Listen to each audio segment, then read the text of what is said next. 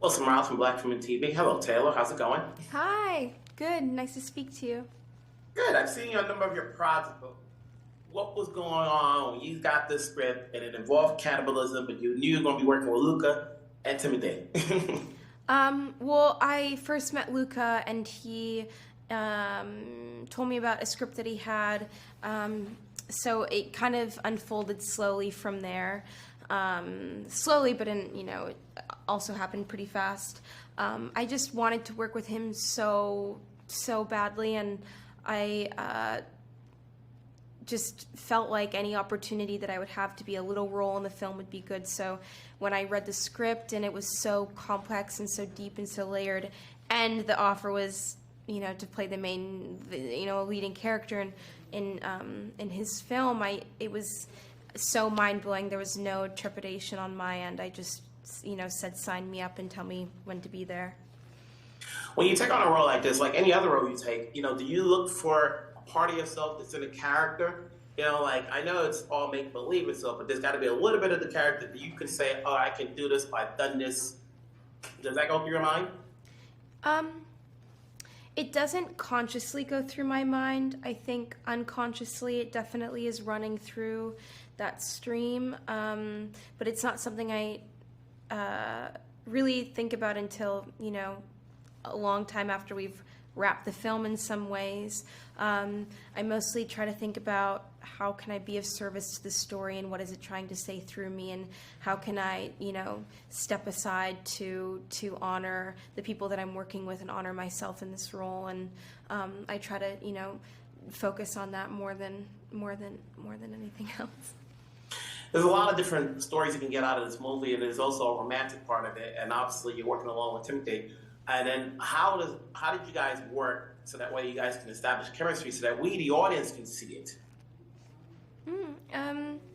Well, we had been in each other's atmosphere for a little while and wanted to work together and almost work together. So we had, some sort of rapport, and had a feeling that that it would be just great to play with one another and creatively bounce off each other. So that was, that was present. And I think in any relationship, platonic, through, work, and any capacity of life, time is really the most important part of it building, and feeling like you can trust somebody else. And, the complicated thing with this acting thing is that you have to immediately have these, deep connections with people, and sometimes it doesn't always happen. So we were lucky we had time on our side, and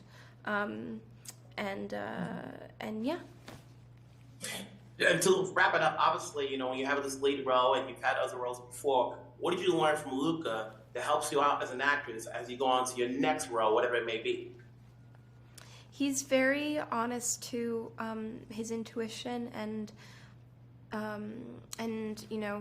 his feeling and his interest. So something that feels very important to me in my creative life right now is doing things that feel like they spark, as corny as it sounds, but spark joy to me, because I think that's what I gather where happiness and authenticity lies, is, with, and also, I never want to feel like resentful, or that I that things aren't coming from choice. I just want to live in even if things are hard, live in a kind of gratitude bubble. And I think that's up to me to create that. And that's what I've learned from him, is that it all comes from you at the end of the day. Life comes from you, so you got to be thoughtful about what you're putting into it.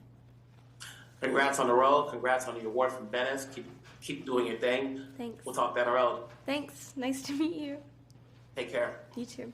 Well, some Miles from Black Women TV. Hey, Luca, how's it going? Hi, I'm good. How are you? Good. With the project you probably are interested. What led you to take on this one? Well, the amazing script that Dave Kajanek wrote and the great characters that he portrayed in this. And so I felt I knew these characters. I wanted to see them. I wanted to be with them. And I was compelled to find the bodies and minds and faces to put them on screen and let them be and let them behave and let them be alive through these actors. And that's what really was my drive. You know, there's a lot of things people can describe about this movie. It's a cannibal movie, it's a romantic movie, it's a road movie. It's all of them all at once. But is there any one of them that you really wanted to pay attention to more than the other? For me, it's more about what you think, but because I don't want to drive an audience in a way that is a direction.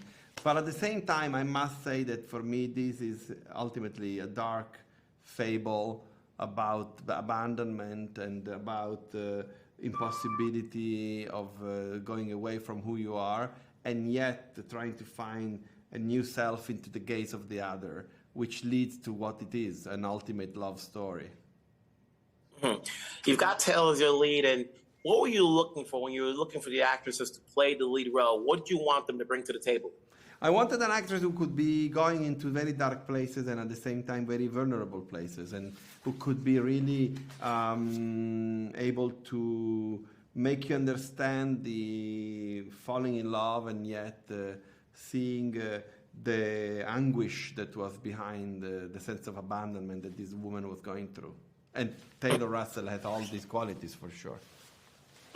Second time working with Timothée, you know, how was it this time around? He was generous, empathetical, and completely invested in making the most bold choices and the most bold movie. And then Mark Rylance, you know, he's such a character without giving away what he does in the movie. Was that written in the book the way, or did you wanted to play it that way? I think the book has Sully. The script had another one. Mark created another one. We made another one. I mean, I think it was an evolution of things. Mark Rylance is one of the greatest actors alive, period.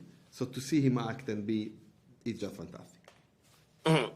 You know, these type of movies, and you know, you tackle different genres. Are you still learning in terms like from one project to another, what you, especially when you take on another project, what you did from the last one that you want to do something different? Yeah, I mean, you might learn how to do things better. You might learn how to save your own energies better.